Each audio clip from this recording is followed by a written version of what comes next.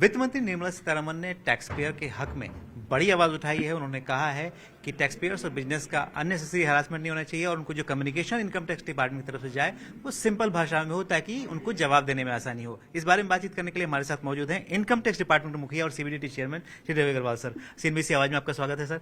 जो वित्त मंत्री ने कहा कि अननेसेसरी हरासमेंट नहीं होना चाहिए, उसके क्या मायने हैं, किस तरह से आप इसको देखते हैं सर?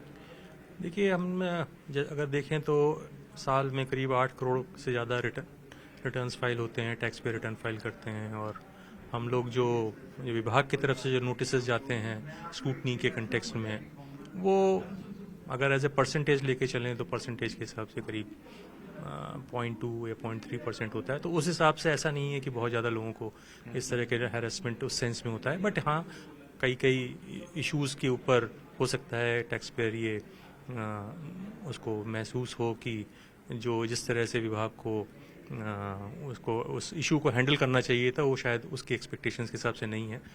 तो माननीय वित्त मंत्री जी ने जो ये कहा है और जो सुझाव दिया है उसको हम लोग आगे वर्क ऑन करेंगे और देखेंगे कि अलग अलग फेसेट्स में जो जहाँ पर टैक्स पेयर को हम जहाँ टच पॉइंट्स होते हैं वहाँ पर हम किस तरह से उसका जो एक्सपीरियंस है उसको बेटर करें।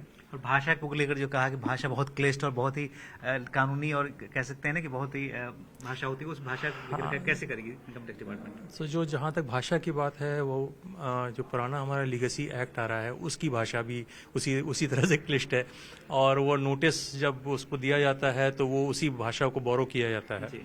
लेकिन अब जब हम ये इनकम टैक्स का रिव्यू कर रहे हैं और मैंडेट यही है कि उसकी भाषा को सरल बनाएं, तो वो उसका रिफ्लेक्शन आपको यहाँ पर नोटिसेस में और जो कम्युनिकेशन है उसमें भी आएगा।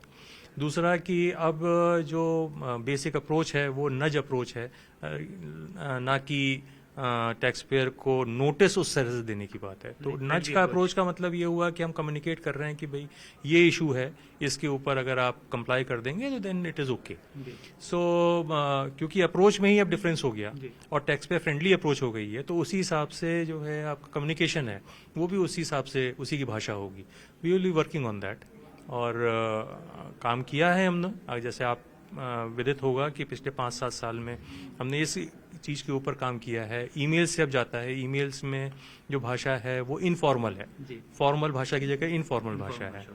तो इसी तरह से हम आगे भी इसमें चलेंगे और जो आज माननीय वित्त मंत्री जी ने जो कहा है उसको पूरी तरीके से हम लोग एक बार रिव्यू करेंगे कि कहाँ त्रुटियां हैं, कहाँ पर गैप्स हैं और then we will work on that. आपने रिव्यू करने की बात की कि हम लोग जो नए जो इनकम टैक्स एक्ट का जो रिव्यू कर रहे हैं, कॉम्प्रिहेंसिव रिव्यू कर रहे हैं, उसको लेकर अभी तक क्या प्रगति है? क्या कमेटी सेटअप हो गई है? कब कमेटी इसकी रिपोर्ट देगी? वैसे 6 महीने का समय है। 6 महीने का समय है इसमें और हमने इंटरनल कमेटी ऑफिसर्स की जो कॉम्पिटेंट ऑफिसर्स हैं उनकी बनाई है ऑल अक्रॉस द कंट्री, जो ऑफिसर्स को आइडेंटिफाई किया है और वो लोगों ने काम करना भी शुरू कर दिया है। और ये इंटरनल कमेटी होगी तो इसलिए इसको मे बी बाहर इसके ऊपर इसका नाम हो सकता है कि नोटिफिकेशन एज सच ना हो, बट मैं इतना साझा जरूर कर सकता हूँ कि काम होना शुरू हो गया। जहाँ जहाँ जो एरियाज ऑफ इम्प्रूवमेंट है उनको आइडेंटिफाई करना शुरू कर दिया और ये भी कि बाहर ग्लोबल बेस्ट प्रैक्टिसेस क्या हैं, बाहर के भी इनकम टैक्स एक्ट किस तरह से हैं, क्या वहाँ पर ऐसी कुछ चीज़ें हैं जिनको कि हम ले सकते हैं, तो उसके ऊपर भी अध्ययन करना शुरू कर दिया। टाइमलाइन को मीट करेंगे सर? टाइमलाइन को बिल्कुल मीट करेंगे, बिल्कुल, और मुझे पूरा विश्वास है कि हम विद इन दैट टाइमलाइन हम काम करके देंगे। शुक्रिया सीएनबी से बात करें। Thank you. तो सीबीडीटी चेयरमैन बताते हुए कि जो नई भाषा और जिस तरह की tax payer friendly approach tax payer के साथ होनी चाहिए उस पर काम शुरू भी हो चुका है और जो नई इनकम टैक्स की कॉम्प्रिहेंसिव रिव्यू हो रहा है उसमें इन सभी बातों का बिल्कुल ध्यान रखा जाएगा। कैमरामैन अखिलेश वर्मा के साथ आलोक प्रियदर्शी, सीएनबीसी आवाज, दिल्ली।